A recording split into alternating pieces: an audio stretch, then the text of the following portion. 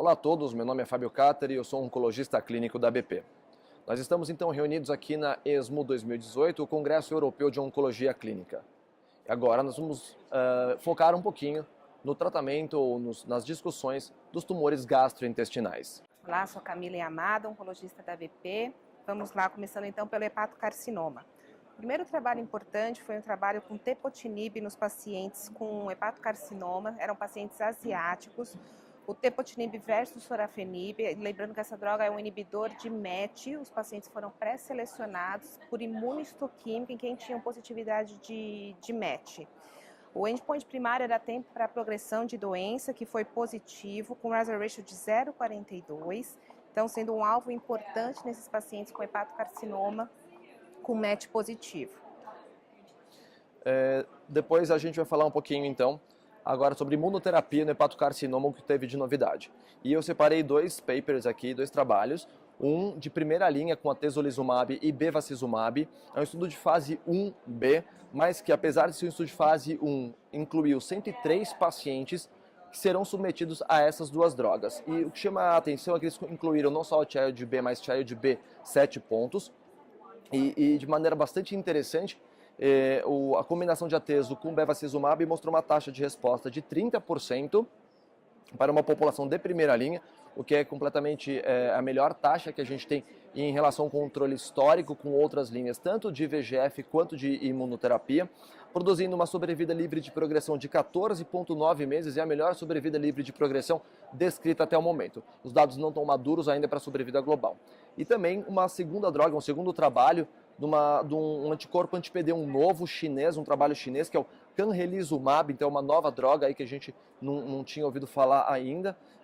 Enfim, mas nesse cenário ele foi testado para a segunda linha, pacientes que já tinham falhado uma terapia prévia, provavelmente, ou na maior parte das vezes, sorafenib. A taxa de resposta nesses 217 pacientes, ou seja, um número expressivo, foi de 13,8%, uma sobrevida livre de progressão de 2,1 meses e uma sobrevida global de 14,4 meses. E esses dados são completamente semelhantes ao que a gente tem hoje em segunda linha, tanto para imuno, também para VEGF, outras drogas disponíveis. Acho que não acrescenta muita coisa. Vamos passar então para a via biliar, Camila? Vamos lá. Um trabalho interessante, é um trabalho japonês, que é o Scrum Trial, que eles avaliaram, eles fizeram, na verdade, uma caracterização gênica nos tumores de via biliares. Eles fizeram um painel com 143 genes e o que eles evidenciaram? Que é muito raro a instabilidade de microsatélite, algo em torno de 0,5% somente dos pacientes. A carga, o tumor burden desses pacientes foi principalmente evidenciado em tumores de vesícula, mais baixo nos outros tumores, então talvez uma possível combinação de imunoterapia nos pacientes com tumor de vesícula biliar. O RAS mutado foi associado com uma melhor sobrevida, ao contrário, o TP53 com uma pior sobrevida. E, assim, na verdade, sendo os tumores mais raros, é factível esses painéis gênicos tentando alocar os pacientes a depender desses biomarcadores. Aproveitando o gancho aí, na verdade, desses biomarcadores, eles tiveram mais dois trabalhos que avaliaram, em pacientes com colangiocarcinoma, que eles avaliaram os inibidores de tirosinoquinase antirreceptor de fibroblasto. E com taxa de resposta em um trabalho de 25% e do erdafitinib, que é o outro inibidor de receptor de fibroblasto, com taxa de resposta de 45%. Dados promissores, mas têm que ser confirmados posteriormente. Isso. Falando um pouquinho de imunoterapia, então, a gente tem o Keynote 158, que é o pembrolizumab para pacientes portadores de colangiocarcinoma e tumores de vias biliares.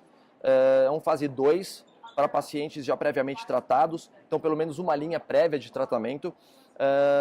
Um N de 104 pacientes, então um N robusto, mostrando aí, então, nesses 100 pacientes, 61 deles tinha autoexpressão do PD1, do PDL1 e 40 com PDL1 negativo. A taxa de resposta foi de 5,8% para a população como um todo, foi baixa, e não foi tão melhor assim para quem era autoexpressor, que teve 6% de taxa de resposta versus 3% para quem era PDL1 negativo. A sobrevida global, apesar da baixa taxa de resposta, foi de 9 meses, o que é bastante factível para um cenário de segunda linha para colangiocarcinoma. Então, apesar da taxa de resposta ser menor do que a gente tem com quimioterapia convencional, a sobrevida não foi diferente. Então, o pembrolizumab é uma opção aí para pacientes de segunda linha com colangiocarcinoma. E interessantemente, desses 100 pacientes, todos foram testados para MSI e nenhum deles tinha instabilidade do microsatélite. É compatível com o japonês, que achou 0,5% de instabilidade do microsatélite. Exatamente. Aproveitando ainda, falando um pouquinho de vias biliares ainda, para finalizar o último trabalho que a gente separou, né, Camila, que foi o Mitsuba Trial, um trabalho completamente japonês, multicêntrico, que justamente explorou qual era a melhor primeira linha para câncer de vias biliares metastáticos ou avançados. A gente sabe que o ABC Trial, há quase 10 anos atrás, já mostrou que gemcitabina com cisplatina era a melhor combinação. Os japoneses agora então usaram esse dado como braço controle e fizeram um braço estudo com triplet, gemcitabina, cisplatina e o S1. Então a adição do S1 com a terceira droga para saber se isso era melhor do que só duas drogas. O endpoint do estudo era a sobrevida global, que foi atingida. O hazard ratio foi de 0,79, traduzidos em 13 meses e meio versus 12 meses e meio para o doublet, ou seja, a favor do triplet. Isso é estatisticamente significante, o P de 0,046, apesar da diferença absoluta ter sido de apenas um mês. Interessantemente, a taxa de resposta foi de 41% para o triplet versus 15% do doublet. O doublet ficou um pouco abaixo dos 20% previamente relatados, mas acho que o triplet ele se torna uma opção para pacientes que precisam de resposta, que tem um bom performance, porque afinal de contas o esquema triplet foi mais tóxico, mas ele não empolgou tanto porque o benefício de sobrevida global não foi tão diferente do que o doublet, mas é uma opção, enfim. Vamos passar um pouquinho então para pâncreas, Camila? Vamos lá. Na verdade, saiu mais um trabalho de gemcitabina, vergemcitabina, mais radioterapia adjuvante. Então, mais um trabalho, na verdade, em detrimento do tratamento adjuvante com radioterapia. Trabalho de fase 3 com 147 pacientes e a sobrevida foi igual nos dois braços, de 23 versus 21 meses. Teve uma menor recorrência local no braço de radioterapia, mas não foi significativo. E, além disso, esse trabalho foi fechado precocemente depois da publicação dos dados do SPEC4. Então, um trabalho que só confirmando que a radioterapia não acrescenta benefício nos pacientes com pâncreas na adjuvância. Perfeito. E falando um pouquinho, então, ainda de pâncreas, teve muito pouca coisa. O estudo CARRY, um estudo de fase 2, com essa droga, o estiratumab, que é um inibidor do IGF-R, do receptor do IGF, e também do HER3, do HER2-3, do HERBB3, combinado a nab-paclitaxel versus nab-paclitaxel mais gemcitabina em primeira linha para pâncreas. Foram selecionados para níveis altos de IGF-1, trabalho negativo, então, ou seja, a inibição do IGF-R combinado à quimioterapia não foi melhor do que a quimioterapia sozinha. Acho que a gente podia parar por aqui e ir para estômago, né, Camila? Isso aí. Bom, o primeiro trabalho que a gente selecionou foi o Attraction 2, que é um trabalho de fase 3 de nível já em pacientes previamente tratados de estômago ou junção gastroesofágica, que na verdade é a atualização dos dados de 2 anos. Então, os pacientes eram randomizados para receber nivo versus placebo. A sobrevida em 2 anos foi de 10,6% versus 3,2%. E a sobrevida global de 5,6 versus 4,1, com um hazard ratio de 0,52. Então, uma opção a mais aí em pacientes politratados de junção ou estômago metastáticos. Eu vou falar um pouquinho, então, ainda dentro do estômago metastático, uma análise combinada de 4 trabalhos randomizados de quimioterapia para pacientes com câncer gástrico metastático. É bem interessante porque em agosto desse ano foi publicado no Lancet uma avaliação de sexo, mostrando que os pacientes femininos, as pacientes femininos, elas tinham menor chance, na verdade uma tendência a ter menor resposta à imunoterapia. Isso não se traduzia em termos de sobrevida global, mas levou a atenção. Daí nesse trabalho agora, eles pegaram 4 trabalhos, são 3 do REAL e enfim mais um, e eles fizeram essa avaliação tanto de eficácia para o sexo feminino versus masculino, e viram que a sobrevida livre de progressão global não tinha diferença pelo sexo, mas de maneira interessante as pacientes, né, ou seja, as mulheres, o sexo feminino, apresentava mais toxicidade grau 3 e 4, o odds ratio era de 1,51, se eu não me engano, para essas pacientes, ou seja, elas tinham mais toxicidade, apesar disso acabar não repercutindo em sobrevida global livre de progressão. Tá? Eu vou falar um pouquinho do trabalho australiano, que é o AGITG Doctor Trial, um trabalho interessante de pacientes com câncer de esôfago, junção e gástrico, adenocarcinoma localmente avançados. Então, esse é um estudo já conhecido, o desenho dele é bastante interessante porque ele randomizava a partir de um PET. Então, os pacientes eles faziam um PET de base, faziam um ciclo de cisplatina com fluoracil e repetiam o PET depois de 15 dias. Se eles tivessem uma diminuição de 35% de captação do SUV, esses pacientes eram classificados como respondedores e eles eram selecionados para mais um ciclo de cisplatina e fluoracil. Os pacientes que não tinham tido essa boa resposta pelo PET, eles eram chamados de não respondedores, eles eram randomizados para os outros dois braços, ou seja, segundo e terceiro braço. O segundo braço era só quimioterapia, em vez de CF era DCF, era acrescentado uma taxana. E um terceiro braço onde eles acrescentavam, além do DCF, mais radioterapia. E o que eles perceberam? Que nos pacientes respondedores, a recorrência local, né, então quem tinha feito 2 CFs e era respondedor, tinha 11% de recorrência local. E o paciente que ia para o segundo braço, que era só quimioterapia, tinha uma recorrência local de 32%, ou triplicava a recorrência local, que era resgatada pela adição de radioterapia do terceiro braço, que voltava para os tais 11% igual dos respondedores. E além disso, eles acabaram também atualizando a sobrevida livre de progressão em 3 anos. A sobrevida livre de progressão foi de 46% para quem era respondedor. E quem não era respondedor e você acrescentava a radioterapia, você mantinha o 46%. Mas para quem não tinha respondido e ficava só na químio, caía a sobrevida livre de progressão em 3 anos para 31%. É óbvio que a adição da radioterapia conseguia resgatar os baixos resultados da permanência em quimioterapia para não respondedores, às custas de uma toxicidade grau 3 e 4 da ordem de 80%, bem tóxico. Mas assim, enfim, fica a dica que a adição de radioterapia pode resgatar pacientes que não tiveram uma boa resposta metabólica pelo PET na fase de indução nos pacientes com câncer de estômago e esôfago localmente avançados. Bom, um trabalho super interessante, que a gente já sabe a importância da avaliação nutricional nos pacientes com com câncer de esôfago, que eles avaliaram a influência da dieta enteral e o status nutricional nos pacientes com SEC de esôfago, submetidos a quimio e radioterapia. Então, foi um trabalho prospectivo, multicêntrico e randomizado, que eles avaliaram os pacientes, 148 pacientes no braço que recebeu a dieta enteral e 74 pacientes que receberam a dieta convencional. Nesses grupos, o que eles avaliaram? Que completaram o tratamento foi de 93% no braço que recebeu a dieta enteral versus 79% nos que receberam a dieta convencional. Além disso, os que receberam dieta enteral melhoraram performance clínica com aumento de hemoglobina e com aumento da albumina.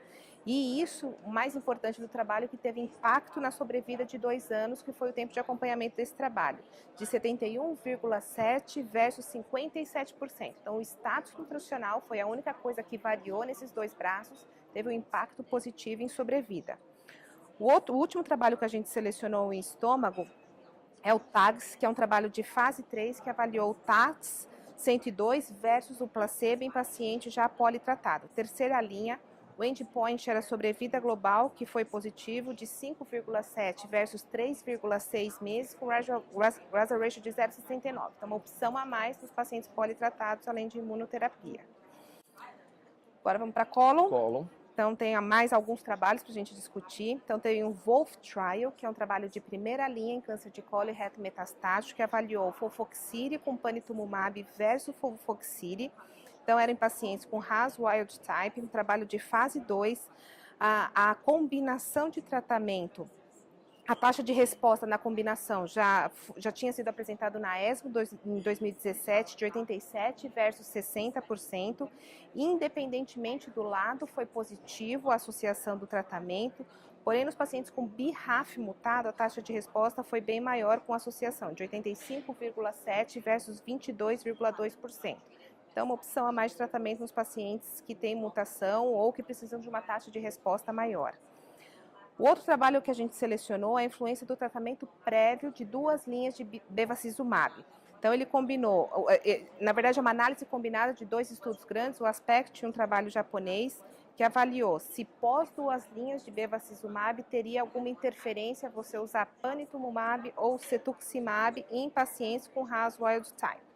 Então, o que eles avaliaram? Um benefício a favor do panitumumab, com uma sobrevida de 12,8 versus 10,1 com hazard ratio de 0,72 e também um benefício em sobrevida livre de progressão, de 4,7 versus 4,1. Uma diferença pequena, mas que foi significante nesse subgrupo. E por último, os outros dois trabalhos que a gente selecionou em cólon é o Nordic 9, que é um trabalho de fase 2 randomizado para pacientes idosos ou frágeis para a primeira linha de câncer de cólon metastático. Então, eram 162 pacientes, o endpoint primário foi sobrevida livre de progressão nessa população idosa e frágil.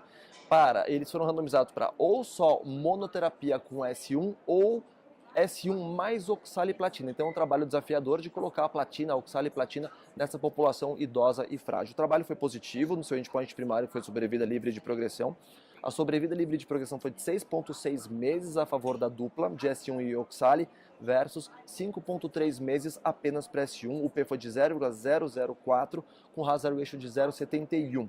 E a sobrevida global foi de 15,3 meses para o S1 com oxali versus 11 meses e meio só para S1. Isso não deu significância estatística. Apesar de positivo para o endpoint primário, o AVEX, que é a combinação de fluoroprimidina, capecitabina mais bevacizumab, dava 9 meses de sobrevida livre de progressão e não 6,6, e dava 20 meses de global e não 15 meses. Portanto, apesar de ser factível você dar as duas drogas e o trabalho ser positivo, ele não foi melhor historicamente com o que a gente faz na atualidade, que é a fluoroprimidina mais bevacizumab. É mais tóxico. E ainda mais tóxico, exatamente. E para terminar, enfim, o Eutanexor é uma droga nova e ele é um inibidor de segunda geração seletivo dos exportadores de genes supressores do núcleo. O que é isso? Então, na célula maligna do DNA, então a gente tem os genes supressores que tentam justamente controlar a proliferação celular dessas células malignas, mas que de alguma forma existem proteínas carreadoras de efluxo para fora do núcleo. Essa droga é um inibidor dessas proteínas carreadoras de efluxo nuclear e foi testada em pacientes com câncer de cólon metastático já politratados. A maior parte deles tinham pelo menos 4 linhas de tratamento prévio, mostrando um benefício clínico da ordem de 37% dessa droga, enfim, uma atividade bastante interessante para essa classe de drogas. A droga foi bem tolerada, a toxicidade mais importante foi relatada foi náusea, vômito, redução de apetite. Então eu acho que é uma futura proposta para essa população onde a gente tem regorafenib e TAS 102, que são duas drogas relativamente tóxicas para esse cenário de população. Acho que é isso, né? Isso que a gente tinha para falar dos destaques em tumores gastrointestinais da ESMO de 2018, né, Camila? Isso aí.